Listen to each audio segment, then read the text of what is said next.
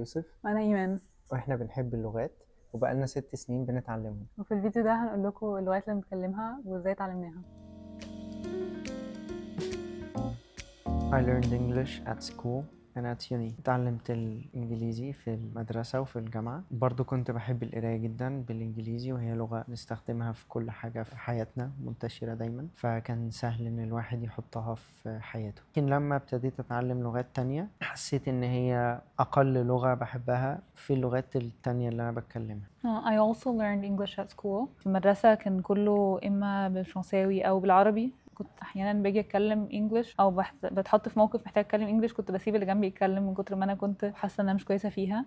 بعدين مع الوقت عشان هي في كل حتة وكل حاجة أونلاين وكل حاجة بقراها بالإنجليش، واحدة واحدة حسنت الإنجليش بتاعي.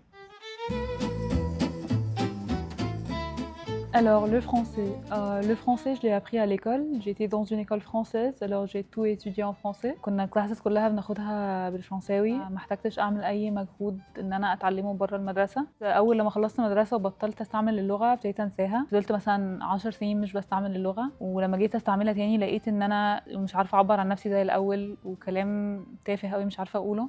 فابتديت اتفرج على فيديوهات اونلاين وافولو ناس بيتكلموا اللغه عشان ابتدي ارجع اللغه واحده واحده.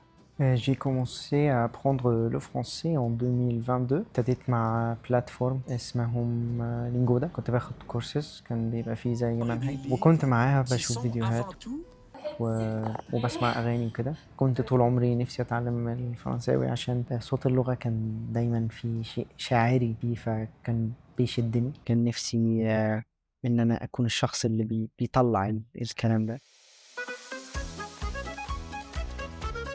In der Schule habe ich Deutsch gelernt, aber da konnte ich mich nicht gut ausdrücken. اتعلمت الألماني في المدرسة، كنا أخدنا منحة فسافرت ألمانيا، وهناك حبيت اللغة عشان الناس كانت توصلي بانبهار لما بتكلم ألماني حتى لو حاجة بسيطة جدا. فحسيت إن أنا في يوم ممكن أحب إن أنا أتعلم اللغة دي كويس. بعد كده أخدت كورسات في معهد جوتا. بعد كده قررت إن أنا هركز على الألماني، وابتديت إن أنا أخد كورسات تبع آي توكي، كانت conversation. كنت بعمل 3 مرات في الأسبوع. بعد كده بقيت بعمل كل حاجة بالألماني.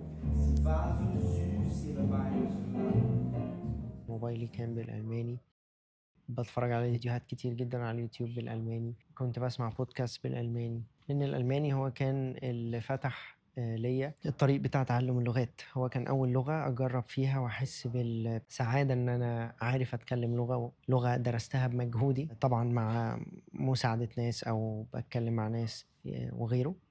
بس فعلا فرقت قوي، يعني هي اللي فتحت لي الباب، ومن خلالها تصورت قد إيه ممكن أستمتع بتعلم اللغات. Und ich habe seit 2 Jahren angefangen Deutsch zu lernen. كنت عايزة أتعلم لغة جديدة مش من الرومانس languages. ابتديت بديولينجو، قعدت شوية حسيت إن أنا مش بعمل أي progress، وبعد كده رحت قررت إن أنا أبتدي بلينجودا. قعدت سنة بعمل classes لينجودا 15 Darf كلاس في الشهر. ich mich vorstellen? ابتديت كلام على طول، مع إني ما كانش عندي vocab كفاية أتكلم بيه، ولا كنت عارفة أصلا إزاي الحاجة بتتنطق صح.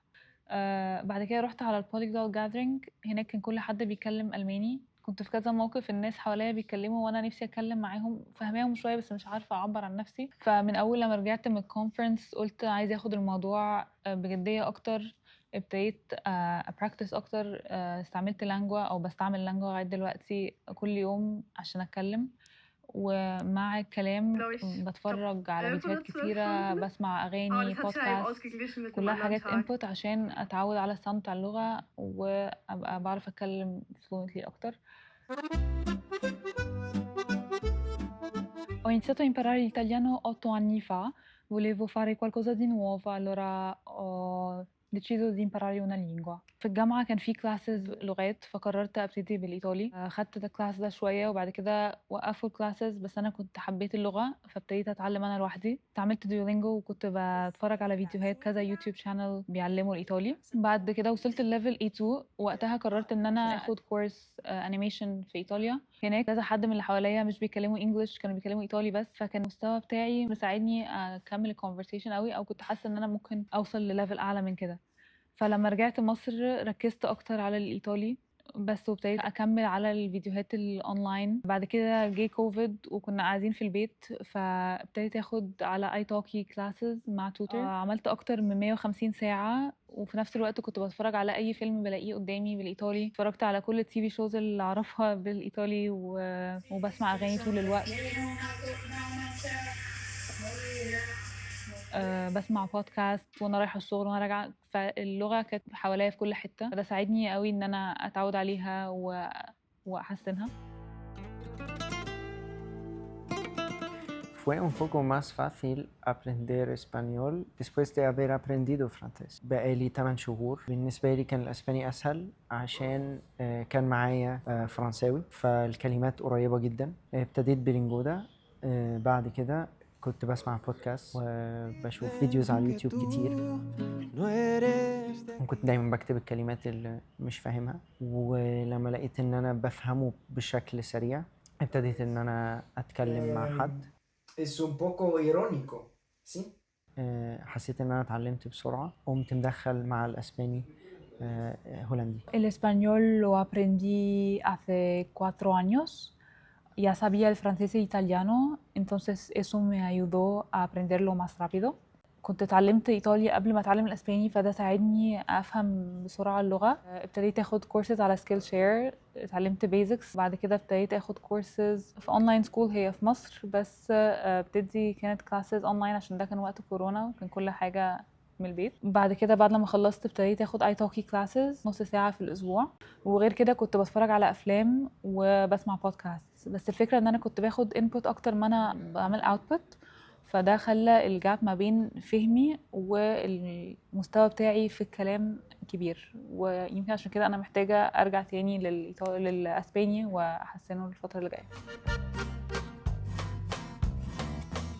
Ik spreek een beetje Nederlands, maar niet veel. Want ik heb nog niet met iemand gepraat. ابتديت في نص 6 طريقة مختلفة. استخدمت كتاب، أو هو الميثود الأساسية اسمه أسيميل، بتعلم فيه الهولندي من خلال الألماني، واللي هو لغة قريبة جدا من الهولندي، وده سهل عليا كتير.